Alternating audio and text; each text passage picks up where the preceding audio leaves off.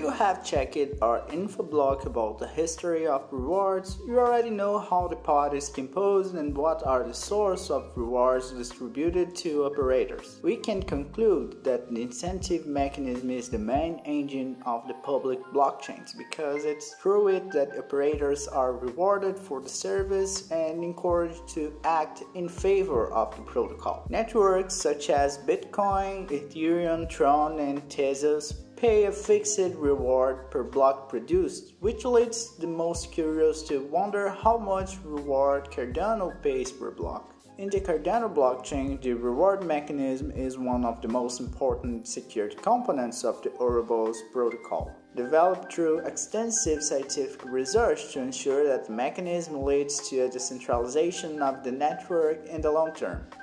One of the main differences compared to other blockchain mechanisms is that the reward distribution is not fixed per block. Instead, the rewards distributed to stake pools and their delegators involve the amount of participation of the stake pool and its performance. To understand the reward mechanism, we can take a look in detail at the components that are used in calculation and how each one influences the rewards. We will first consider how the reward of the stake pool is calculated as a function of stake, and then how performance weights the final value of rewards. Let's imagine that f is a function that calculates the rewards of each entity in the network based on two factors of the stake pool: s, the stake pool's pledge, and sigma, the total stake of the stake pool. Both values are relative to the total of ADA in circulation, meaning they represent a fraction of the amount the stake pool controls of existing coins. The fraction referring to the pledge, which we are calling S, represents the stake delegated by the stake pool operators themselves, while sigma represents the total stake including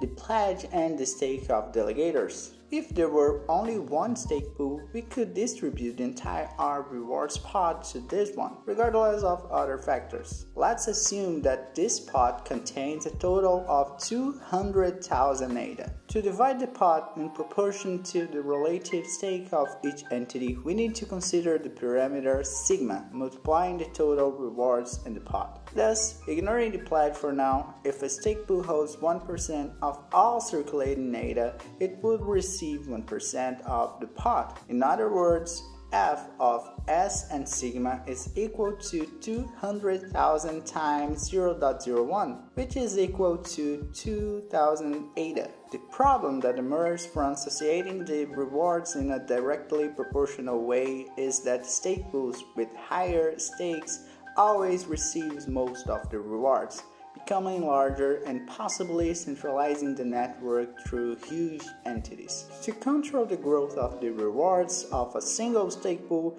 in the Cardano blockchain there is a concept of saturation point that limits the rewards again. We will call it Z0, also representing a value relative to the total of coins in circulation. Currently, the saturation point corresponds to approximately 0.667 of the total, equivalent to about 212 million ADA. Through this parameter, we limit the amount of stake considered in the calculation of rewards up to a maximum of 0.667 of total ADA. We will put a line in sigma to denote that the participation will be capped by the saturation point Z0. In our previous example, a stake pool would be limited to receive a maximum of 1.3 thousand ADA. However, we are not yet considering how the pledge influences the calculation of rewards. The purpose of the pledge is to protect the network from Sybil attack, providing higher rewards for operators who commit and delegate their own funds to the stake pool,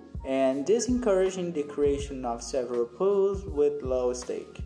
The Ouroboros protocol implements the A0 parameter as the influence factor of the pledge, currently set to A0 equals 0.3. Let's skip the saturation point for now to try to keep it simple by writing the reward function, including the pledge influence factor A0 and the stake pool pledge S. The last change we need to make to the formula are related to the saturation point Z0, which also needs to be included in the calculation. We limit the pledge to the saturation point in the same way we did with the total state, denoting this capped value by S line instead of S, multiplying one more term to finally get to the final form of the reward function.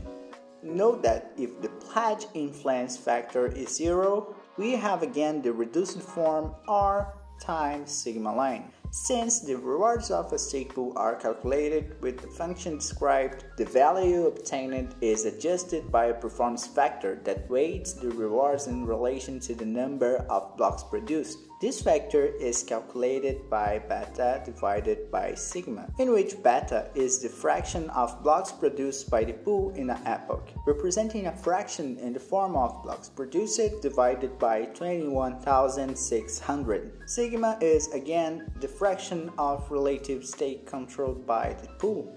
Note that beta and sigma are fractions that must obtain the same value over time, so that the fraction of blocks generated is proportional to the controlled stake. Since the drawing of slots to define the entities that will produce blocks works like a lottery, sometimes a pool can produce more or less blocks than expected, but on average the performance factor should be equal to 1 for pools with ideal performance.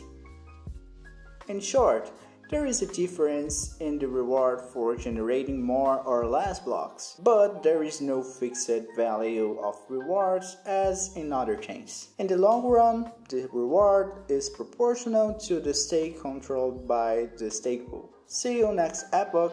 Bye!